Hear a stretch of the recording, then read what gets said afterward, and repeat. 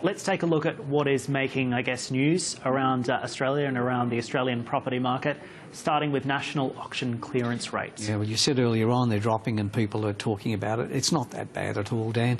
It's 70.7% clearance rate for the week, slightly down, like only a couple of points. But this time last year it was 70.8%. I mean, realistically, Wow. The market is still very strong. Sydney had a 73.2% clearance rate. This time last year had a 78% clearance rate. But Victoria had a 73.3% clearance rate for the week, and Adelaide came in third at 71.4%. So, I mean, your place of birth, Perth, did I get it right this time? That's the one. It's going okay, but the reality is that the clearance rates aren't that bad. I can tell you when they were 40s and 50s not too long ago. So people shouldn't be jumping around saying, oh, the market's gone. It hasn't gone. It's still very strong. What about homes advertised for sale? This is the one thing that we talked about earlier that will change the dynamics of it.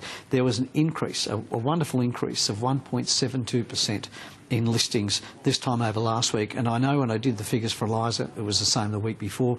The New Zealand market also performing very well in Canterbury, Wellington, Auckland areas. Listings are up. Residential rent price movements? They're up again in Sydney, 0.15, and Victoria, 0.22, Queensland, 0.21. Overall, for the week, it's zero. It's levelled out, but still tracking very, very well nationally. And what about the residential vacancy rate? Rate? Pushing me hard, 1.83% vacancy for Sydney, great. 4.45 for Victoria, that's high. Perth, 7.23%. So the average of those is 4.5%. Charles, always a pleasure. Thank you for joining us on the program. Unfortunately, we're out of time. We can chat all night. I worked that out.